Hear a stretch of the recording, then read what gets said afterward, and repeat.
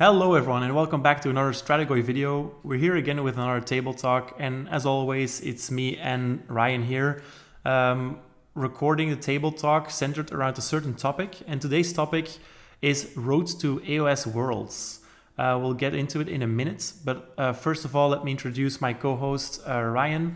Ryan, welcome. Thanks again for joining me for yet another Strategoi video. Yeah, sure thing. Which table talk is this for us at this The point? fourth, I think. I think so, because we did two alone and then one with Nick. Is that right? Yep. Okay, cool. Cool. Yeah, so this one's centered around worlds. Let's quickly move on to the tabletop topics for today. So as usual, we'll first of all touch base, talk about the ongoing Warhammer project we've got going on. Then we're tackling some questions that are asked in the Discord. Then we'll speak about the specific topic for this month's table talk, which is AOS Worlds. Then we'll finish off with some closing thoughts. Now, before we get into it, Ryan, can you maybe explain to the listeners why we're talking about Worlds and what the connection for you is with Worlds? Yeah, if people have been following, I think they've picked up that I'm playing for as a what we call a mercenary for Team Serbia. So Worlds happens at the end of May, technically for the singles, but the doubles happens right thereafter, beginning of June, and it's 24 countries, I believe, with 8-person teams, and at least 5 of your players have to come from your country or have lived there for 3 years. You know, like I would count in the Netherlands as well, but I wouldn't count in Belgium just because I know people. So the reason why I get to play for Serbia is because they needed an extra person, and it just made sense because I already live here, so I don't have to travel, short of getting to the venue, which is like a few minutes train ride and then a shuttle bus. And then furthermore, I met them before, so we already knew each other. I'm not just some rando joining the team. I've been friends with them since the last team's tournament here that Alliance Open did in the Netherlands, that Tom Megens did. So obviously we also had the talk with him, which kind of centered around preparing for Worlds. So we're kind of building a little bit of momentum here on the channel, I think, for this is a big thing, and that the Netherlands is hosting it. And of course, you live in Belgium, a number of Belgian players will also be coming across, not only for teams with, of course, their own 8-person team, but also for singles, which I think has like 100 plus people participating. It might be even closer to 200. I can't remember exactly where that cutoff is, but yeah. So Okay. that's the idea. Cool. Yeah, so that's why we're talking about Worlds, because Ryan has a personal connection to it, and it's just very fascinating to talk about. Okay, but let's first touch base here. So Ryan, you told me just a minute ago that you had a cold. Yeah, so I just got back from Serbia. It was lovely, but I'm pretty sure they gave me a really aggressive Serbian cold. So I'm just hoping to lay low for these next few days before I go to Bruges in your country, Belgium, for a one-dayer tournament on Saturday, where I will be playing Lumineth. So, is it the tech list, Helon list again? Yeah, but with the points changes to see, because the deadline for Worlds list submission is at 12 p.m. or like midnight that day. Yeah. So this is my chance to see what I want to play. So, yeah. So and with the point changes, you lost a full endless spell, or what did you lose? I don't know if I want to give it away. Okay, but fair enough. But I had to drop 80 points in my list. So. Yeah. And I substituted different things in and all that stuff. After list submission, we can talk a little bit more about it. Yep. And I don't know if I'm playing Lumineth. It'll either be Lumineth or it'll be KO. So. Okay, fair enough. Yeah. Are any Warhammer projects that you're working on, or any exciting prospects that you want to share? Well, thought I was taking KO to this tournament in Bruges, but then the way things played out in Serbia made me want to test out Lumineth. So yeah. With points. So I don't have as much to paint. I'm painting a couple things that weren't in my list prior, but I'm going to be lending a few of the Serbian players some extra stuff for them playing. Like, for example, I'm going to paint here the Big Bird. I'm finally painting Big Bird, I think, for one of our players is playing in singles and might need this for a particular list. So anyway, some other things too. I got to actually paint some terrain. Nick will be happy to hear. I need to paint some trees. Ooh. So, oh, so it'll be. I'll actually have something painted on the table when he comes over. Damn. Every 8. Yeah. What Okay. about you? What's going on your end? Well, as some people might have picked up on, I'm very tired. I just came off 2 weeks of holiday. You'd think that that's a time to rest, but that's not really how I approach holidays. So I try to cram in as much as I possibly can. So I think I had in 14 days, there were 2 evenings that had nothing planned. And for the rest of the 2 week holiday, I had plans every evening and usually in a day as well. So I didn't really get up to much painting either or anything like that. I did play a lot of Warhammer though. A lot of it was at your home actually, which we'll get into in a little bit. Um, Apart from that, I've been, enjoying the Soulblight journey a little bit. I played my first Soulblight game last week. I cheated massively without knowing. Okay, so yeah, the thing that I was unintentionally cheating on was Neferata's hit bubble. I seem to recall that at a certain point in time, and Soulblight players, please tell me whether I was right, um, that her bubble was for both melee and shooting, and now it's just melee. Hmm. And that kind of affected a lot of the game because he had 6 or 8 Jezzails that hit my zombie dragon on a -1 to hit at all times. And then with his ethereal save, that meant that almost none of the wounds got through. And then I also played the Doom minions wrong. And now that I hear it from you, I apparently played it wrong in 2 ways, because not only did I proc the Doom minions on the mount, which you just told me that I can't, but I also used on a hero monster, which you also cannot do because it's only on non-hero and non-monster units. Yeah. Yeah, so that was actually quite impactful. My zombie dragon always hitting on a 2 and always being -1 to hit. That's very impactful, especially if that unit was basically the unit carrying the entire game for me, because I was getting slapped before. Well, apart from him, I was losing the fight a little bit. I still think I would have made it a fair fight if I didn't have the zombie dragon being a god, because then I would just have committed my Graveguard a little bit earlier, I think. But yeah, as it turned out now, it looked like he would have won if I had not cheated in that way. So that is a little bit of a pity. But in 2 days' time, I'm playing another Soulblight game against the Gobos. So that should be interesting. Good luck. Yeah. So just to be clear for anyone that's wondering why an artifact or command trait like we were referencing doesn't impact the mounts, it just says that in the rules about enhancements that for whatever reason, spells, no problem. Faction abilities, no problem. But command traits and artifacts don't affect the bearers or generals, mounts, or companions. And furthermore, if they project a bubble, they also don't impact any of your other units' mounts. So if you were trying to do it on your Blood Knights, the horses, not that that's the main thing they're doing, they're not getting it either. It's only for the main weapon for a given unit. No mounts, no companions for that kind of thing. But then the Doom Minions thing is not a bubble per se in the sense that it's not like it targets friendly units within a certain range. It targets enemy units, and then those units attacking the enemy units hit on a 2+, right? Yeah, it's just the effects of I can look it up real quick, but the effects of a artifact or command trait don't impact the mounts or companions. Just never. Yeah. Okay. It's not just a bubble. No. Mm-hmm. Yeah.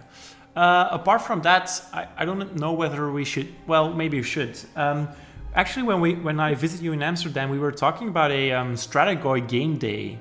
So I've been thinking about that more and more nowadays. The plan is to organize one gaming day in August where you have the time to play about 3 games or so. So if you guys are listening to this and are thinking, I would probably come down to Antwerp, Belgium for that, please let us know so I can kind of gauge what the appropriate venue should be. I think I have a lot of friends here in Antwerp that would want to participate, so I don't think we'll have a hard time finding at least 10 or 12 players. But at the venue that I have in mind, we have room for more, I think, quite easily, actually. So yeah, it would not be a tournament or anything. It's just it would be a tournament setting, so with the rules pack and all that. But there's no tournament scaling or points or anything like that, right? Whatever you feel like doing. Yeah. Okay. So apart from that, nothing really going on. As I said, I was super busy, and now with work, it's kind of just blending into the background a little bit more, the Warhammer stuff once again. But I'm very eager to talk about Worlds with you, because you're really into that world and I'm mostly not, so that is quite interesting to me. Anyway, anything else you want to share, Ryan, or can we move on? We can move on. Let's do it. All right. So as you know, we tackle some questions. It's kind of like an AMA from Reddit or something, but it's not ask me anything, but ask us anything. And these questions have been written down by the Discord members in the Discord. As usual, I don't really pick the questions in a chronological order. I pick the questions if they're kind of connected to the core topic of the table talk. So with Worlds in mind, I picked all the questions that were tied to list building. And I think I picked one for variety that had nothing to do with Worlds or list building, but most of them have kind of a connection to the Worlds topic here. So the first one is... Go ahead. I haven't seen these, so I'm fresh here. Yeah. I'm excited. So the first one is from Hulkamania, and he asked, when you build a list for an event, which are the things you keep in consideration? Which problems do you want to have solutions for? This by itself could be an entire video, I think. We've been talking about making this video actually, like last week or so. Well, I can tie this into Worlds actually, because Worlds creates a weird problem with list building with your army, because at Worlds or at most teams' tournaments, it's possible to play to have every single mission on the table. You're only playing 5-6 games, whatever, so you couldn't play all 12, but all of them are available. None of them are taken out usually, meaning you got to practice twists and turns. You got to practice why am I blanking on this one? Not Nidus Pass, but the one where you can auto win if you get all 3 objectives. I'm blanking on that, but the name. But anyway, the trick with this is, because I'm training for Worlds, I don't actually look at the tournaments that I'm going to as mission packs. Because for like which missions are on the table, because I might get thrown on any one of those missions anyway, and I want to make sure I'm building a list that's robust enough to be able to handle anything. And if I get a bad one, then at least I learn from a competitive setting where my army isn't good on that mission. Now, I think most normal people that aren't training for a teams tournament and bringing that list are going to maybe look at the missions.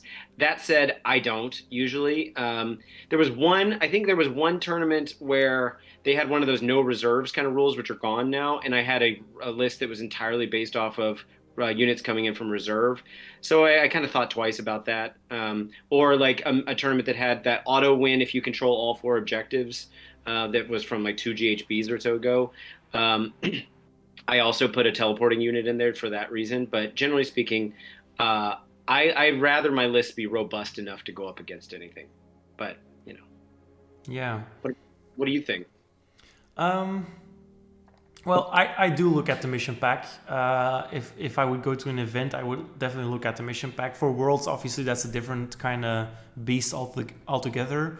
But for a standard tournament, I think you usually can expect a mission pack and that you can base your list on. For example, if I knew it was very Galician champion heavy in the scoring department, I would probably bring more GCs than I would in a normal list. Other than that, I tend to look for these kind of cornerstones to the list, right? I want some fast moving units to get me to objectives. I usually want at least one teleport in the army, just for shenanigans sake, as I pulled off against your cities list, for example. I still lost, but it was a shenanigan move, I would say, with the teleporting knight, whatever her name is. Yeah. Zephyros, that's the one. Yeah. I would probably also look at something to patch up my army's weaknesses. For example, if I would play Lumineth, knowing that they're kind of squishy in the classic Helom builds, I would also look to bring something that can protect them from things that they easily suffer from. For example, if I'm bringing Eltharion, I probably want something that can at least protect him from magic, either that being either a good unbinding unit or maybe even a ward save or something like that. So I am looking at those things. I think for every army that you play, you can also kind of formulate a top 3 of armies that you don't want to face, and you should probably prepare for those matchups anyway as well. But always keep in mind that preparing an all-comers list is always better than just focusing on one certain matchup, because usually you'll end up doing better if you're prepared for everything, right? As you mentioned. So yeah, I think we could do an entire video series on this, which we are doing, to be fair. You kicked it off with the list building series. Yeah. It would be interesting to talk about how we kind of build certain lists and how it's different for you and me. Yeah, one thing that's probably worth mentioning, and I think one of the reasons I sometimes don't look at the missions. I do look at them when I'm training for it. Like I actually play the 3 missions or 5 missions, but I don't like build the list around it most often, unless I'm training and then I'm like, well, the list deadline hasn't happened yet. I haven't submitted it, and this just doesn't work. So that maybe, but I think one of the things is you think about Warhammer, it's so expensive. People only can paint so much stuff to the level they want to paint it in so much time, and you only play so many tournaments. A lot for the average person, you're not going to tournaments as often as Nick and I are, where we're going like once, twice a month, right? And so sometimes you're just like, screw it, I just want to take a list I really like, or models that I just painted that I'm really excited about. You can still doing that build a list that's that's competitive enough, but maybe you're not absolutely maxing out what is best for exactly that tournament and just for a tournament. You know what I mean? Yeah. I do. Yeah, I guess it depends what kind of mindset you're going with, right? If you want to win, it's probably you probably don't mind getting the extra models. If you're going for a good time, I don't really think you would be asking this kind of question anyway, because then you're just bringing whatever you like. Although I guess there's probably that middle road kind of thing here, where a lot of us actually sit at but don't want to think about that. We sit at that kind of road, I guess. In Facebook groups, you see a lot of relatively new players saying, I'm going to my first tournament, what should I bring? So that's probably that kind of person that at that point, I'm just like, you're going to have a hard time no matter what. Like I remember the first tournament I ever went to was actually when I saw you for the first time, was in Antwerp. Yeah. And I walked away from that day so exhausted, like that was one of the hardest tournaments because I just wasn't mentally ready for it, Sometimes you just gotta, who cares what list you bring, just go, just get your reps in, and then you'll acclimate. Yeah. Anyway. You kind of told me that as well when I was in Amsterdam. You and Nick were kind of hyping me up a little bit, like you just need to get used to it. It's like a training. And I do agree with that. Anyway, let's move on to the next one. Yeah. So this one is the only one that's not really tied into the Worlds idea here. So this comes from Lakey Wargames. And I just thought I'd drop it in here because we're going to get more info on this project very soon. And I wanted to get ahead of that. So what do you guys think about the upcoming Old World project? Before I answer, and I want you to actually go first because I'm curious to see what you say about this. Real quick, Lakey is one of the sweetest guys in our comment section on YouTube. And I'm pretty sure he's got a store or some kind of whatever going on, some Warhammer merchandise kind of thing that's going on. So I just want to say, check out his stuff if you get a chance, and if he's in your region, that store. But anyway, go for it. I want to hear what your thoughts are on Old World. Yeah, so I think the difference between you and me here on this kind of question is that I actually played Warhammer Fantasy Battles and you did not, right? You just jumped in when Age of Sigmar was a thing? I played when I was a kid. Okay, so we kind of do have the same kind of history here. What do I think about it? Well, first of all, with the most recent article that's come out on the Old World project, my opinion has kind of shifted a little bit. Before, I was very excited for most of it because I'm always happy that people don't really lose anything on a shift to a different game, right? Age of Sigmar will still be a thing. You can still play Age of Sigmar, and you kind of don't lose anything by just also playing Old World or by also being able to use your Old Britannia or Tomb King's models, for example. So that's great news. Also, what is great news is that you can finally once again buy Old World stuff again, which is awesome for conversions. I really can't wait to get my hands on some Tomb Guards, so I can actually play some Neferata's up Graveguard in my Soulblight army.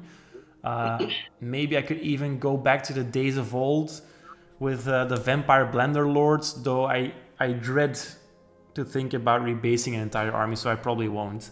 But you know, the options are still there, so I'm always excited for more options, I guess. Now, Has it been confirmed to be on squares or circles? Yeah, it's squares. It's squares. What has me a little bit disappointed right now is that the most recent article not only mentioned that it's going to be square based 100%, but also they showed Old Britannia Knights and Pegasi.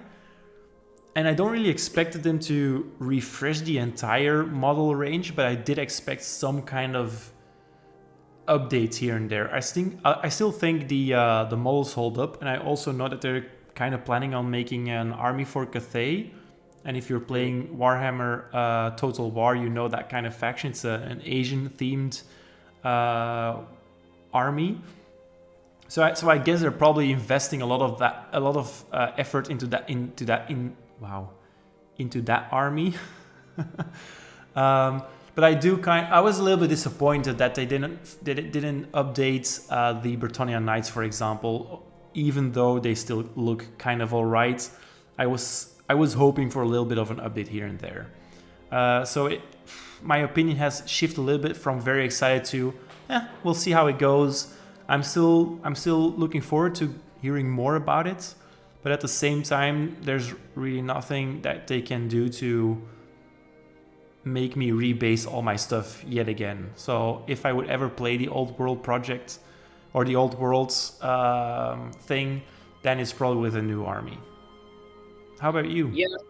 I don't play like Ninth Age, which obviously is the spiritual successor that's the people have kept alive in the community. I do wonder what's going to happen with those players. Like, I bet there's going to be a bit of a schism there, where some of them are going to be like, fuck this. Like, Old World is new, and we've been forging our own way forward, and the community comp and stuff in Ninth Age is solid enough. Like, there are big tournaments for Ninth Age. They're not as big as maybe Age of Sigmar, but it's a thing. Mm-hmm. I'm curious about that. And as far as like releasing new models, unless they're going to go the Forge World route, where they're not really, where everything's, they're not really focusing on it at all. I have a feeling. I mean, look at how they keep updating Lord of the Rings, even Middle Earth. I have a feeling they're going to put some amount of juice into it. It just might not be right off the bat when they've got so many armies that need to come back and they need to release. And it also might be really expensive because the demand might be lower. And it'll be maybe somewhere between GW and Forge World prices. I don't know. But who knows? It could be anything at this point, and it could just be for legacy players to steal them away from Ninth Age so GW can start getting revenue back. Yeah, that's fair. I don't know. I don't really have personal interest in it, except for the models, like you said, and 13,000 points worth of city stuff that I might have to sell. Yeah, that's the thing. So I'm looking forward to selling it. Yeah. If you're interested in getting Ryan's city stuff, get in touch. Mostly wood elves. I got too much wood elves. Oh wow, yeah, you really do. Like 2 shelves. Yeah, I really thought they were awesome, and then no. Oh well. Right. Oh well. Next question. Yeah. What are the 3 strongest armies of this season, or strongest army builds? Well, the answer to this question will shift in like a month's time. Yeah. But go ahead. What do you think that the strongest armies are right now? I don't feel like there's too much competition for the top two, which is, in my opinion, Git or Squigs and then Lumineth Teclis. Really? Um, yes. Okay.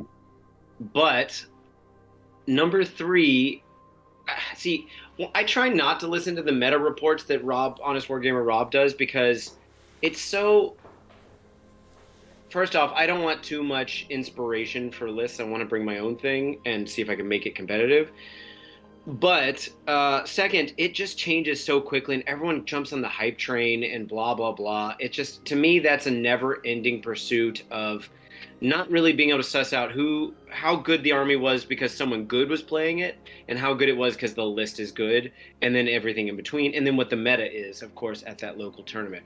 Evidently, Fire Slayers just got good again, which is funny because everyone's been saying they're not that great for a while. I don't know what number three would be. Do you have any thoughts? Well, in my personal opinion right now, and what I've seen online, is that Caradron are doing very well. Yeah, it's just because people are getting caught off guard. Yeah, probably. Yeah. I mean, I played with that Thunderer build with you, and I actually wasn't that impressed. Mm-hmm. It wasn't the exact Thunderer build, to be fair, but I mean, it's a version of it. I still like my melee version better. Yeah, but... for sure. Yeah. Yeah. You know, what an interesting answer to this question might be is not that we're looking for armies, but army types maybe, or as cool music listeners said, army builds. What I feel has gotten much stronger in the past maybe 2 years is shooting armies. They've become like super strong, and GW has tried to move away from full shooting lists, but the tournament scene has kind of been a little bit reactive to that, and they've still retained like a very strong shooting core to most armies, but then just added the melee juice on top that GW is kind of trying to tempt them with to go full melee or more into the melee aspect.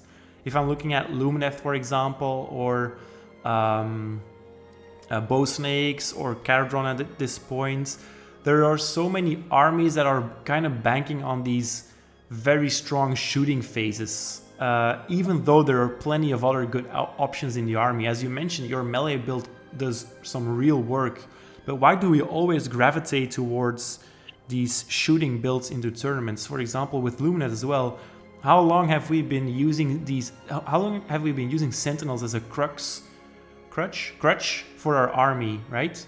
There's so many good units in there, and yes, I do agree that Sentinels perform well, but are they the one thing that's keeping us competitive together with Teclis? I don't know. What do you think? It's consistency. Tournaments are for spikes. Yeah. At the end of the day, and for example, that KO list, like it has the shooting too, my melee list, but they're all on the charge on 2s and 2s. We don't have rerolls in the game for the most part, so that's really the best you can possibly get. Like everyone's hitting on 2s and 2s and striking first. You have reduced almost all variance that there is to remove, and you have a delivery mechanism to make sure your guys get to do what you want to do, and you shoot away the screens. So same thing with shooting. Shooting is, even though it happens half as often unless you get to shoot in the hero phase, Daughter's Cane, and sometimes Stormcast once, you are getting to stay away, right? You're getting to guarantee that you are doing what you want to do and aren't getting counter punched, at least not immediately, and you're getting to choose your targets more. Even with the PCs thing, this is all a matter of consistency and less variance, and it's more controllable. The other list type is control. The real reason the Teclis list is so strong is because it combines the shooting, but the Sentinels don't do as much as everyone thinks they do. Yeah, I agree. Not within 6 inches do they start really putting out work. What you're really doing is controlling them. Mm-hmm. Teclis, like Total Eclipse plus the 2 Bravery Bellicor abilities are insane, especially against certain builds. So it's control. It's reducing variance, and that's exactly what's competitive. Shooting will always be that until they make melee faster. But Iron Jaws still has a way to ensure that their system gets in there, and then they get to fight after each other, which is almost like strike first. So all these things are good, and it's still rock, paper, scissors, though. You're always going to have an army or two that you just can't, deal with. So yeah. Okay, good question though. I love thinking about it. It's just that the answer to this question shifts so quickly in with the tempo that GW is releasing these new books, right? but I love that. I love that it keeps tournament players on their feet. Mm-hmm. Yeah, for players like you, it's great, I think. It rewards people that know as much of everything as possible. Yeah. So. Okay. I think this one is the last one, and it was kind of a very recent question, but also it just tied in so well with the last one. It's from Hades. Do you guys think there is a power creep this expansion? Go for it. Yes. The short answer, I think yes. If you're just, especially from going from second edition to third edition, you see that most things are getting -1 rent. The saves are getting better. More wounds are being added. Let's just take one of the most recent examples for the Zombie Dragon, the Vampire Lord and Zombie Dragon. He went up 2 wounds. Neferata went up 2 wounds. So yes, there is a power creep in a sense that the damage is also getting much more consistent with the D3s and D6 rolls being removed. And in the hands of an experienced player, consistency is power, right? As you mentioned, tournament players are looking for consistency. So I do think that makes certain builds or armies more reliable, and that makes it feel like there's a power creep, especially if you're playing against experienced players who know how to get the most out of this consistency, as you call it. But I do also think that there is just much bigger numbers on the damage charts. It's kind of a natural progression. The same thing has been happening in 40k for years now. That if they bring out a new book or a new unit, the numbers have to be better than the old iteration, right? Because otherwise you're going to make players unhappy. So every time that you're bringing in a new book or a new rule set, you kind of have to amp up the pressure, right? The rhythm, I would say. And it's going to reach this point probably at some point where you're getting at the impasse that's 40k, where 40k is on right now, where damage is so insane. Ward saves count for nothing anymore. Everything has either a ward save or has something to what's the English word? I'm so tired to ignore a ward save. So yeah, I do think that we're kind of feeling the start of that a little bit, in the sense that our saves are getting better, our rent is getting better, we have more consistent damage, and we get more wounds. What do you think? Yeah, I hate to be that guy, but I actually disagree. Okay, cool. No, I love that. Because implied in power creep is a comparison to 40k, which no one argues has power creep issues.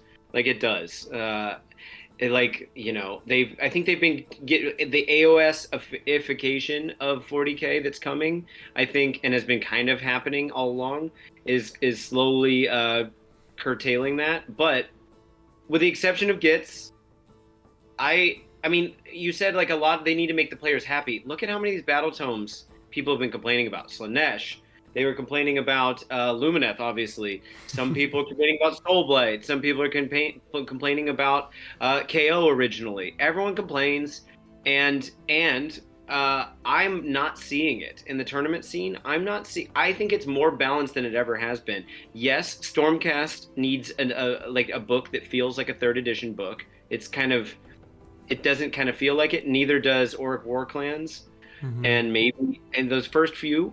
But generally speaking, I feel like they've been hitting it out of the park, and nothing feels too oppressive or feels like you have to jump on the bandwagon except Gits. But I'll take one out of however many they've released in the past year or two, like 20 books. That's not that bad. And I think if power creep also implies less choice, like you have to take the good stuff, I think they've gotten a lot better at making the books have internal balance where there's not one build that you have to do. Yeah, that's true. So to me, that's not power creep. That's, yes, I agree with you that Ren has gotten higher and output's gotten higher. Like a lot of those Gits heroes, or even the Soulblight heroes, all of them started doing, the Foot heroes started doing a little bit more. But let's be honest, Foot heroes don't actually get in combat all that often, so it's kind of nice to give them something. And then in addition to that, points costs typically have been going up as the board's been shrinking, and they're trying to make these games faster, less rerolls and stuff. So if you increase damage but also balance it out a little bit with a little more durability, it kind of pays for the price without skyrocketing the amount of models there on the board or the amount of decisions that need to be made. So I actually feel like AOS has been the cool little little adopted brother of 40K, where they're using it to like test out what the big brother needs to do to succeed in life. But for whatever reason, that little brother keeps getting all the answers right, and the other one doesn't. So I actually feel about it. I agree. You make very good points. Maybe I interpreted the question different from you, but I don't necessarily mean that the books keep one-upping each other as it is in 40K. I just meant that every time there's a new book for the same army, it's better than the previous one, right? That's so, okay. For example, second edition Soulblight was in certain aspects a weaker book than third edition Soulblight, for example. Some people, the Blood Knights people, would not agree. Yeah, the Blood Knights people would not agree. That's a fact, and they are also right to say that. But in all other aspects. Yeah. But hey, look at the game we just played. Did Tempest Eye feel underpowered? No, but that's also not what I'm saying. I'm just saying if they would bring out a new Cities book right now, the stats for your units would probably be much better than the previous book. Okay, so my argument is the stats for the ones that like it's a balance issue. Yes, the stats for the other armies are going to get better, like the other cities, but Tempest Eye is going to get balanced out. And so the ones that are too strong or the auto choices, like Seraphon, we don't have to wait very long. I fully expect Seraphon to get nerfed in all the places. Like Thunder Lizard's going to get hit, you know, and some of those other things. It's going to get balanced out, so you actually want to take more units. Like Sylvaneth, perfect example. You can even run the Timmy army, and the Timmy army is doing well. Yeah. You know? So I don't know. I don't know. Maybe we're just talking about two different things. But I fully agree with everything that you're saying. So I would also almost lean more into giving you this win here on this question, even though there's obviously no winning needed here. But I do agree more with you the more I listen to you. So yeah, maybe no. This is something that I want to talk to you further about, but maybe after this video. The last comment I'll make real quick is if you don't, I've been saying this for a lot of people for a while. If you don't play a lot of games, not talking about you, I'm thinking about some like more casual people that engage with commenting and stuff. If you're not keeping up with things or not playing against a wide variety of people, or let's say you live in the States where it's just hard to find enough people with a wide variety of armies to play against, you might start feeling like it's very one-sided. Like the armies you play against aren't fair and aren't balanced and whatever. As soon as you start playing against the whole spectrum of stuff, I think you start to realize it's a lot more complicated and a lot less binary than it can feel if you play in a meta where there's that one guy who's got the army that you hate playing against. Yeah, that is true. That is always true. Yeah. Okay, cool. Let's move on to the world subject here. So we're calling it Road to Worlds because obviously Worlds 23 hasn't happened yet. But you're preparing for it. Nick is preparing for it. We played some practice games, although they were more friendly than actually preparing you for Worlds. I do think that you were kind of test driving your KO lists a little bit to just test the waters, I suppose. So I have 4 bullet points here to talk about, Ryan. So the first one is location and teams. The second one is practice games. The third one is list building, and the last one is meta and expectations. So let's dive right into it, starting with location and team. So as you mentioned, it's going to be in Schiphol, right? Or New Schiphol? Schiphol is the airport. It's not technically Schiphol. It's in Hoofddorp, which is the closest neighborhood to Schiphol.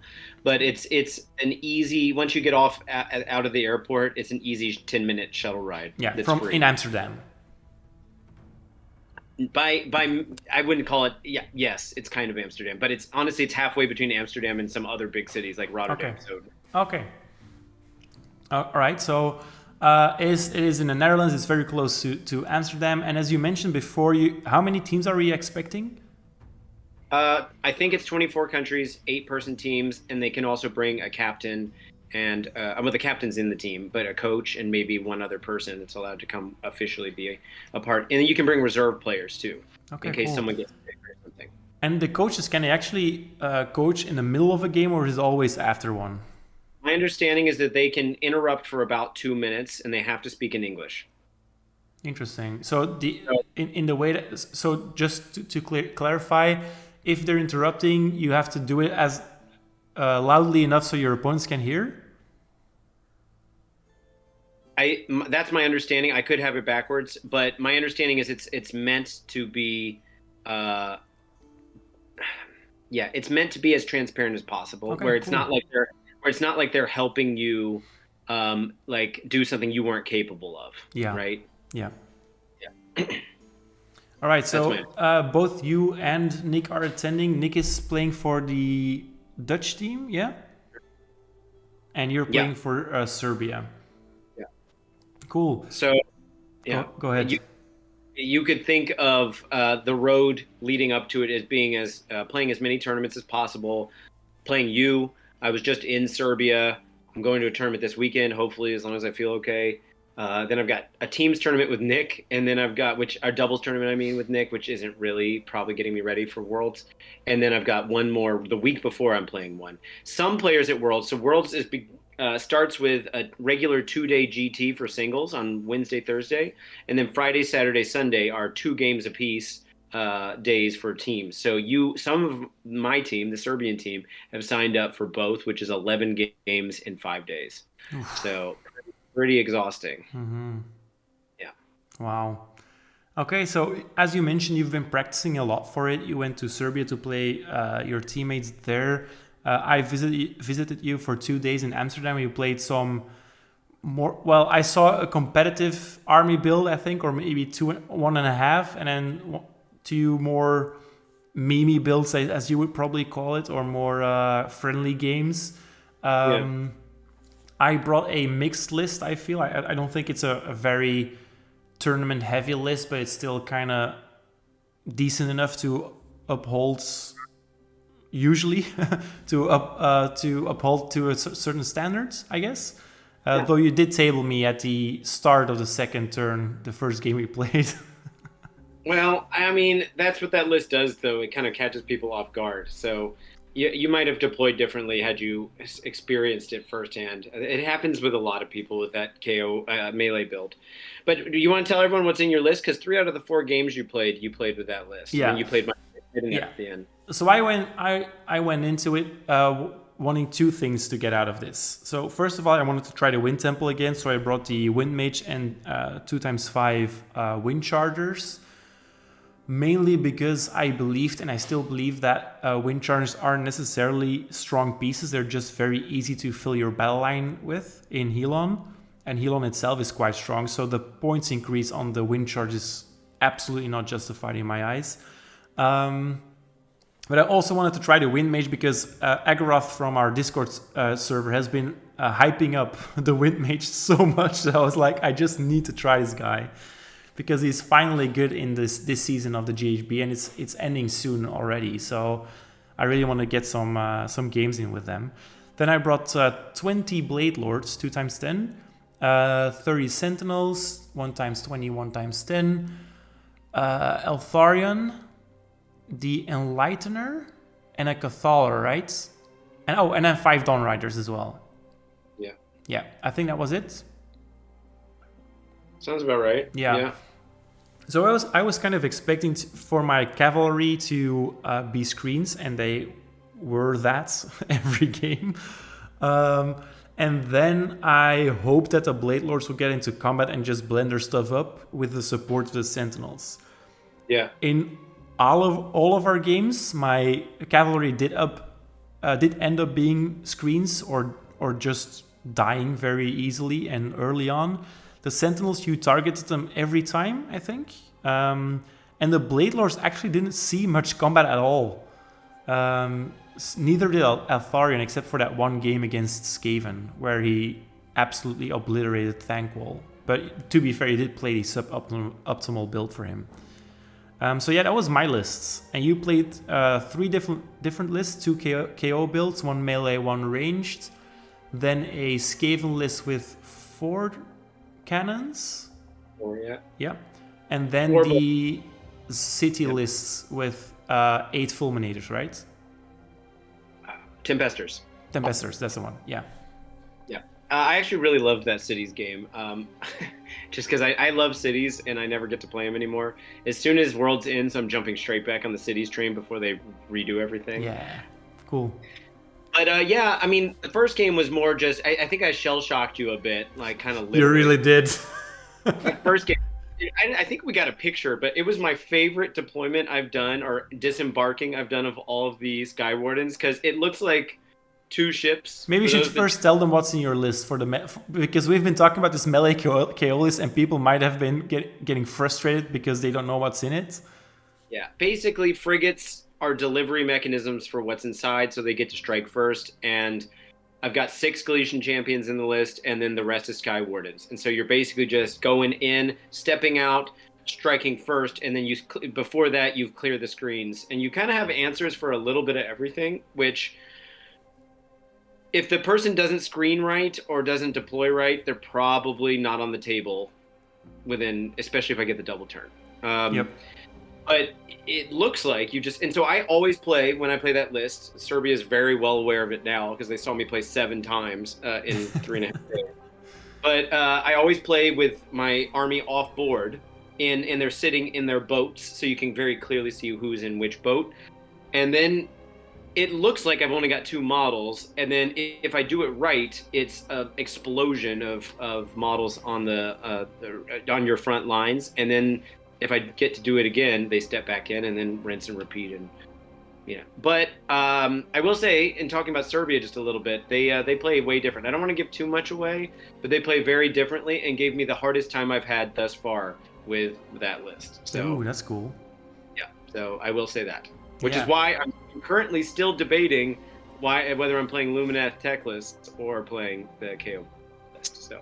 Yeah, I mean, we can't really get into too much about your time in Serbia because obviously I understand it's kind of in this veil of mystery, just to don't reduce your own chances here. But I did hear that that you played quite a tough round of matchups. I'll just say they play a different meta than I'm used to, so I'm going to leave it at that. Yeah. But in addition, they're extremely lovely.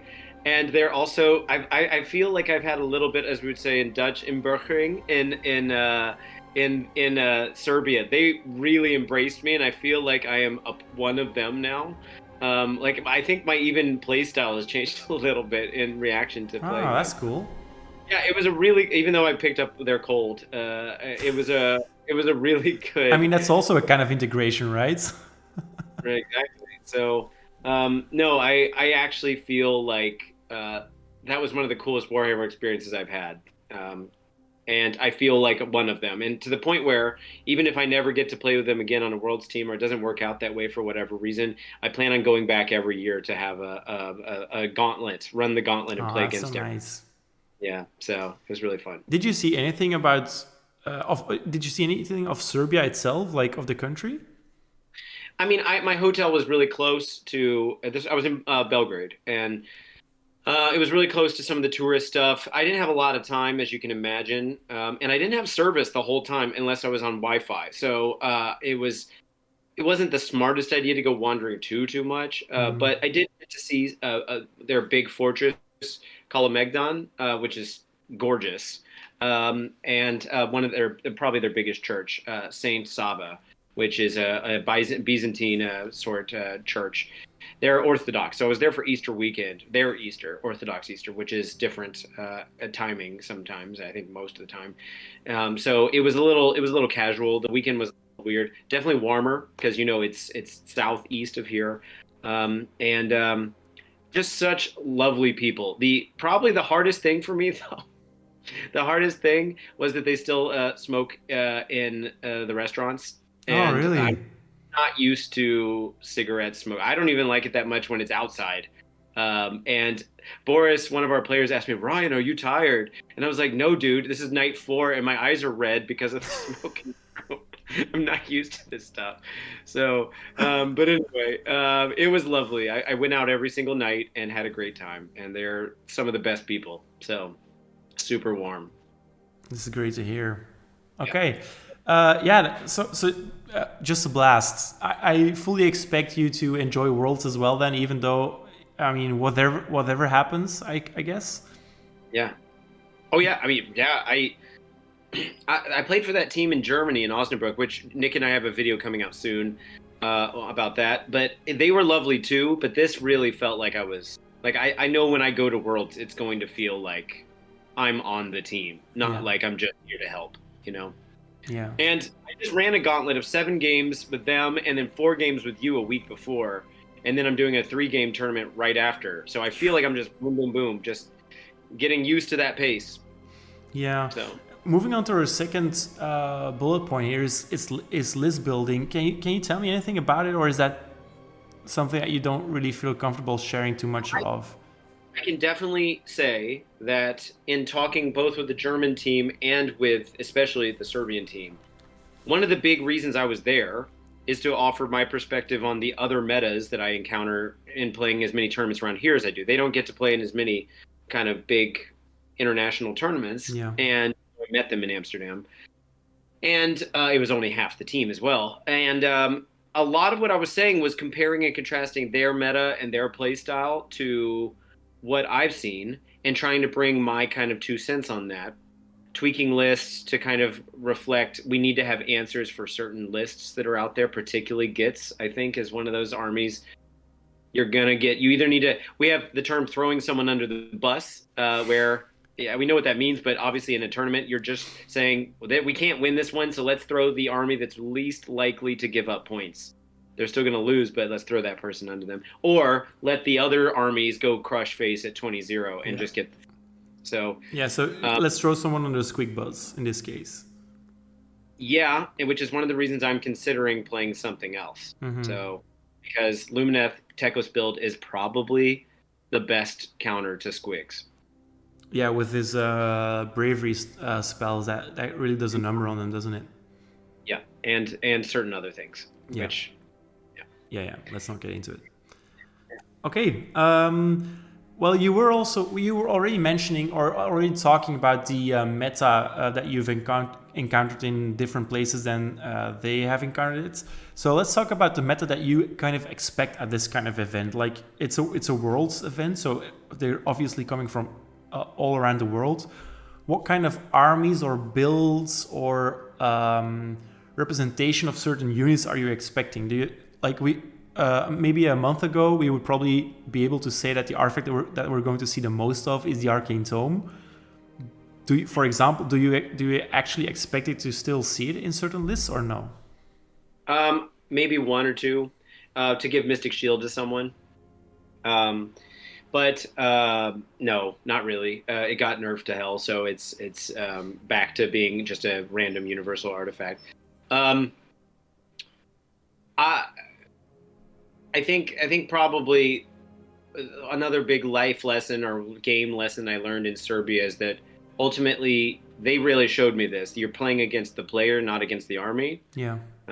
They repeated this a lot, and that's easy for them to say because they play in a tight enough community where they really learn each other's personalities. And when you're playing at Worlds, you're probably playing against every single one of your 6 opponents for the first time. Yeah. So you're not going to have that advantage. But the armies are important and you know what tricks that are going to be on the table, I think every country is going to have a slightly different way of playing those armies.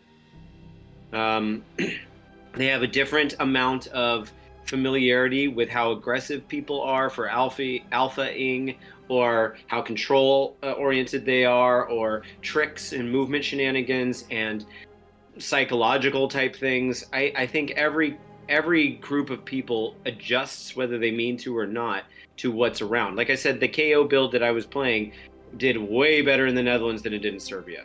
So I think they figured it out because of something that they're aware of. And they're also good players, but I played against good players here too.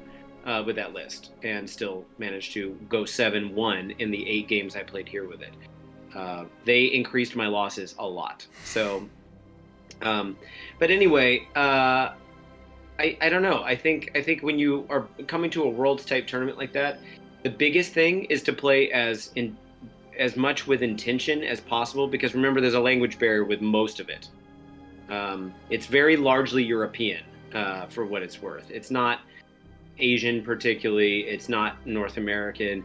Sometimes America usually comes. Australia has come before, but mostly you're seeing Europe. And if you're not used to certain people's kind of etiquette or protocol in playing, like they don't have a lot of personal empathy, or their language skills aren't great and they have to call someone over, it can get pretty awkward and it can get pretty tense. You're running on a chess clock the whole time. So trying to keep your head above water with all that and still be positive and make it a lovely experience, while also not giving them too much takebacks or no takebacks, but that kind of thing. It's a fine line to walk, and I think that's another thing you see in certain different metas with different countries. Mm-hmm. Are you expecting any armies to pop up more than others? Gitz, Lumineth, Sinch. How about Corn? It's early. Corn is a really good counter to like Techless. That's why I expect it. Like I feel like Corn is such a good chess piece in a team event, right? Because you can just shove it forwards versus any magical heavy list. Yeah, and the question is, will people have experience against it yet? So that's probably the big reason to bring it, is because no. Whereas Slaanesh, I've already played against new Slaanesh a number of times, and I just don't feel like it's ready yet. I think it's good, but I don't think it's ready. An obvious fits in this one place for. Yeah, I would also say that new Slaanesh is probably more akin to old Slaanesh than new Corn is to old Corn, if that makes sense. Yeah, 100%. Yeah. So if you're playing against Slaanesh now and you've played against it before, you're probably still familiar with the entire concept. Same for Soulblight, for example. But with Corn, they really did a full review of the tome in the sense that it's almost a new playstyle altogether, right? Yeah, I love that book. What's it called? It's good to note that the Soulblight, Seraphon, and OBR books are not going to be at Worlds, the new ones. Yeah. Because the cutoff date's already happened. Yeah. So yeah, I don't know. It's hard to say, and like you said, with so many new army books coming out, Slaves I think has its place, but Slaves has also not been performing as high in the meta as we'd like for a book that came out recently. Mm-hmm. Beast, Beast is kind of an auto. Beast is great. So, any armies that you expect to not see, apart from Stormcast? I think Stormcast might be there, but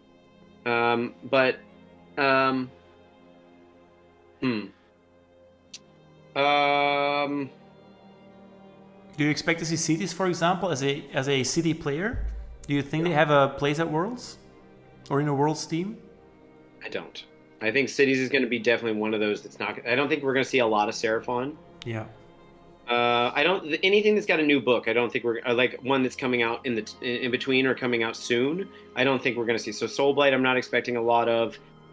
Feck, we might actually see more of, just because they've been doing okay in the meta. But that'll probably be the only book that hasn't army that hasn't gotten a new book recently. Yeah. That might see a lot of or some play. Gargants, I'm not expecting a lot of Gargants. Yeah, and probably none or very little OBR, right? Because their old book just really didn't work in 3rd edition. Yeah. So, I don't know. But, I mean, and it's really also a matter of, like, most of those armies have 1 or 2 builds that are Worlds worthy. Yeah. Like, I don't know, we're going to be seeing Emetrica, for example, which is unfortunate, but I don't know. It is. So. Okay. Anything else you want to share about the AOS Worlds topic here, or shall we move on to our last slide? Did you want to say anything about the social element of us hanging out in Amsterdam? Since I've talked about Serbia so much, but we didn't talk about because you came to play games, but that's not the only reason you came. We got to hang out with Nick a little bit. Yeah. We got to have some food, walk around a little bit. Yeah, I mean, I think that kind of ties into our last slide here with the closing thoughts. So, yeah, let's just quickly talk about Amsterdam a little bit more, just because it's so fun to talk about being great friends online and offline, I guess. Yeah, so I enjoyed the food in Amsterdam tremendously. If you guys are ever visiting Amsterdam, you're looking for authentic Mexican foods, please ask Ryan, because the restaurant that we went to was really good. Maybe you can shout it out, Ryan. Yeah, it's here in my neighborhood. Not to give away my location too much, but it's Senor Mustachio. But it is, as an American, I think every American that lives in Europe can relate to this. It's really hard to find decent Tex-Mex type food, and you'll eat something and just be like, "Wow, that was underwhelming." And you're always kind of looking for something that gets increasingly closer to good enough. This place is like, I would eat this if it were at home. So Yeah, like I mean, my favorite. Yeah. each bite that you took got louder and louder because they're oh wow, this is like constantly one upping your previous bites. Yeah, that's true. Yeah, it was a good time. I also really enjoyed it. It's Amsterdam is a beautiful city. I love the neighborhood that you were living in. I loved hanging out with you and Nick. We had some warmer talk, obviously, but also some very personal stuff. So yeah, it was all in all, it was a very good time. Though I do have to say I was a little bit wiped out after 4 games, and then I was thinking, wow, Ryan and Nick just gave me a really like a pep talk, trying to convince me to do more tournaments, and here I am being tired after 4 friendly games. Well, you were traveling and staying in someone else's place. You stayed at my place when I stayed at my girlfriend, but and and also you're not used to the pace, but it could be a thing. Yeah, And I was happy to see that we finished our games very quickly, though. I don't think any game took longer than 3 hours. No. So yeah, that was fun. I also played Ideneth for the first time, like a full Ideneth army. I bought your miniatures. I went up against your cities list, right? Where at Tempest Eye. Yeah. That was a very special experience for me, because turn 1 you had kind of encircled me in my own deployment zone with all of your Stormcast dudes and your other stuff in a back line. I was like, Jesus, even if I fight my way out of this Stormcast's bunker that I find myself in now, I still have to deal with half the army that's just waiting behind them. But yeah, it was very interesting. The hard thing is just that it's everyone in my army is on a +1 save that first battle round. Yeah. And they're fast as hell. They're +3-inch movement, and you can make them go faster and blah blah blah. So, and it's an all cavalry, all flying. No GCs though. So. Yeah, I mean, I was very happy to see the Reavers perform well. I think I like their playstyle a little bit more than the Sentinel playstyle, because it's a little bit more movement focused, I suppose I would say. Less reliant on spells going off, on overlapping buffs. Because with the Sentinels, really, if they manage to dispel your Power of Haste, you're kind of sitting there doing very little to nothing damage-wise. Yeah. Whereas the Reavers just put out the hurt as long as they get close. Yeah. So that was an interesting play style. I always loved playing with the Eidolon. I think it was my 3rd game with an Eidolon. And it was fun. He's very tanky. He's pretty decent. In the Discord, Seek and I have kind of had this discussion going on whether the Eidolon is better than a cow as an ally in Illuminate Force. I don't really think that my one game against you gave me an impression that was strong enough for him to come out on top in that comparison. But I do still think he's a very decent choice. The Eidolon of the Storm, then. That's the one I'm talking about, obviously. Sure. Yeah, and then we brought the 100 points teleporting GC hero from Stormcast, the Knight Zephyros. And she was also quite good for 100 points. That's a good investment. I have 2. Yeah. You were very, very optimistic about her, right? Yeah, I still think every army that can use it, that needs to get those GC things especially, should think about it. Yeah. 100 points these days is also very cheap for an objective focused hero. For teleporting every single movement phase, and even out of combat, by the way. Here, you can retreat as your teleport. So. Yeah, and she's on a 3+ save, right? Yep. Yes. 5 wounds. That's not bad. If we were still in the Arcane Tome days, you could have made her a wizard, and then she'd also be useful not teleporting. But that's kind of over, I guess. Not as an ally, though. Oh, right. Yeah, that's true. In cities and in Stormcast, yeah. Yeah. Okay. Anything else you want to mention? I'm just excited. We'll be doing more Worlds coverage, of course, and I plan on also, hopefully, on the channel doing some kind of introducing the Serbian teammates and kind of some stuff too as we get closer to Worlds. So this is not the last you'll hear about my team experience with Serbia. I'm looking forward to it so much to just hear the sit rep, right? Like how things are going, what the points are.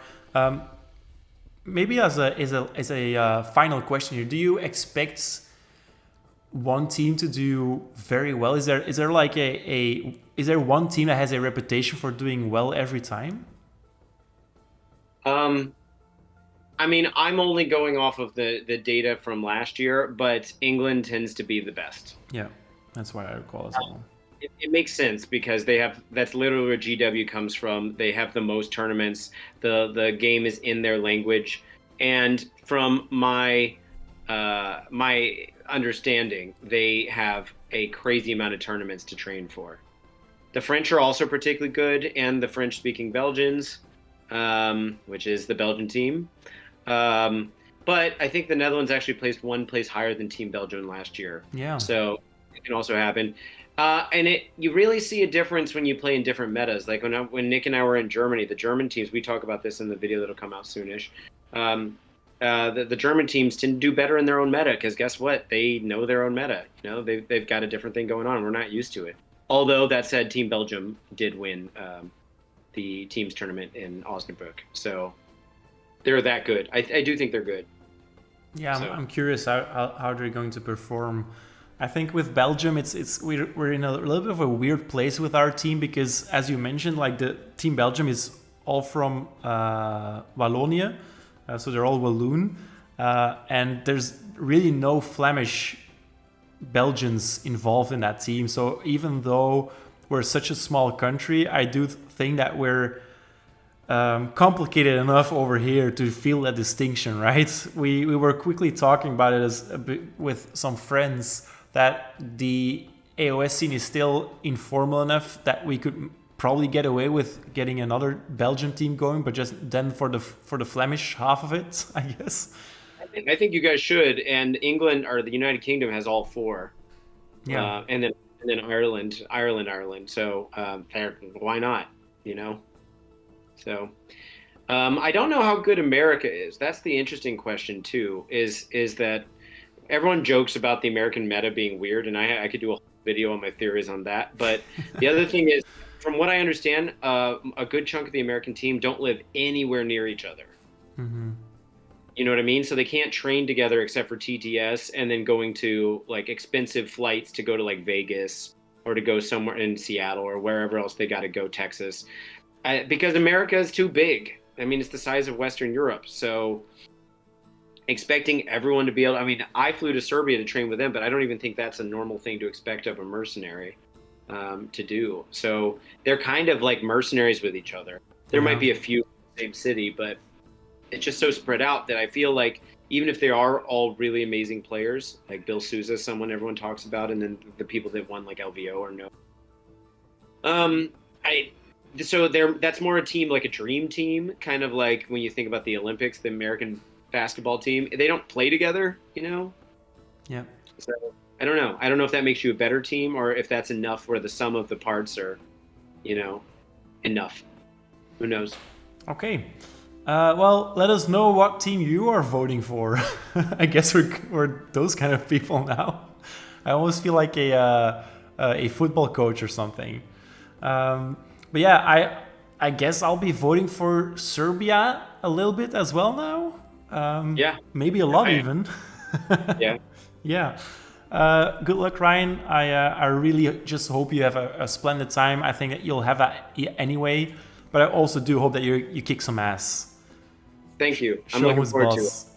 I think it's gonna be fun. And if you're playing Lumineth, I'm full on Serbia. Just as a one extra reason to play Lumineth. Sure. Well, I wouldn't fault you if you wanted to pull for other people too. I'm certainly pulling for my buddies here in the Netherlands. Of course, yeah, of course. Anyway, that's the end of this video. Thank you all for watching. Please do leave a like, a share, a subscribe if you've enjoyed it. We have content coming up regularly. Ryan's doing his list building series. We still do the reviews of the Battle Tome. So also let us know in the comments what you enjoyed about this table talk. Maybe if there's a different topic that you want us to talk about later on, and obviously which teams you're voting for this upcoming Worlds Championship. We'll see you in the next one. Bye bye. Yes.